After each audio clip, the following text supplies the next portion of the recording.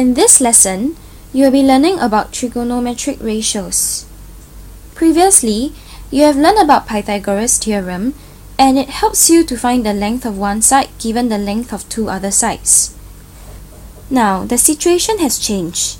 Instead of giving you two sides, we have now used the same right angle triangle, and we are giving you one side plus an angle.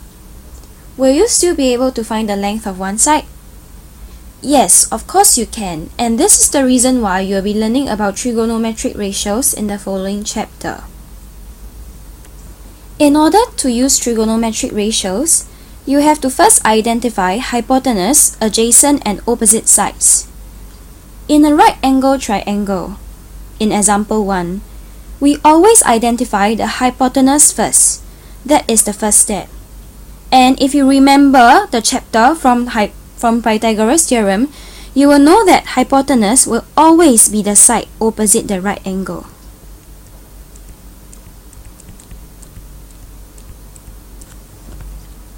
Which gives us the answer to part 1, and the answer is AB. For part 2 and 3, the side opposite and adjacent to angle A, it is more tricky and we have to be more careful. We have to know which angle the question is referring to, and in this example 1, the question is referring to angle A. Let's label angle A, and for this particular angle, we have a very special name for it. We call it the reference angle.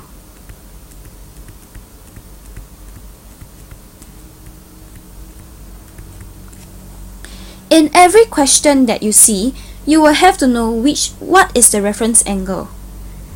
And once you know the reference angle, you can easily find the side opposite to the reference angle. In example 1, the side opposite to angle A will be the side directly opposite the reference angle. And this gives us the answer to part 2, which is BC.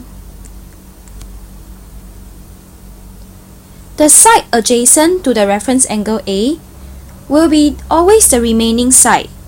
Now let's label the side opposite first.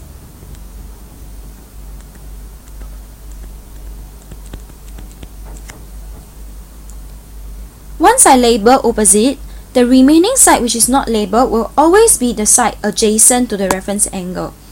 And you can also see very clearly that this adjacent will always be next to the reference angle.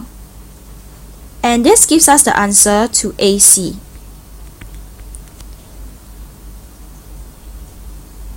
Let me summarize again.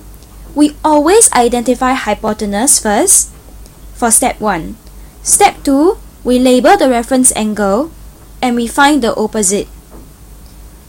Step 3, which is the last step, we always find adjacent, and it is the last remaining side after labeling hypotenuse and opposite.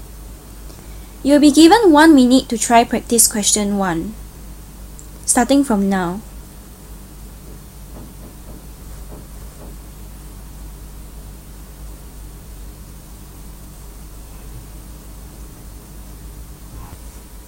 Have you found the answer to practice question 1?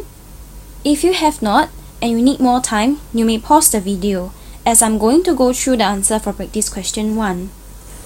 Now, similarly, the first thing you always do is to identify hypotenuse, which is the side opposite the right angle.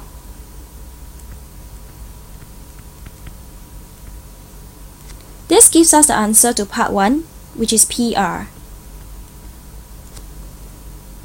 Step 2, we always label the reference angle, and in this question 1, the reference angle is angle R.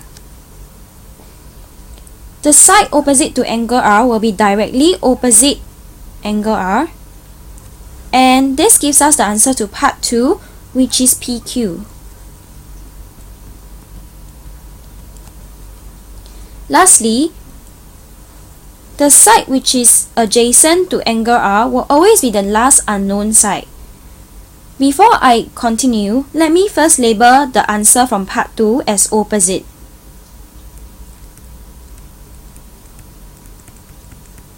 Now you can see very clearly that the unknown side is QR, and this will always be the adjacent. It should also be next to angle R. This gives us the answer to the last part, QR. Now, this is the end of part 1. Please make sure you understand part 1 before you go on to part 2.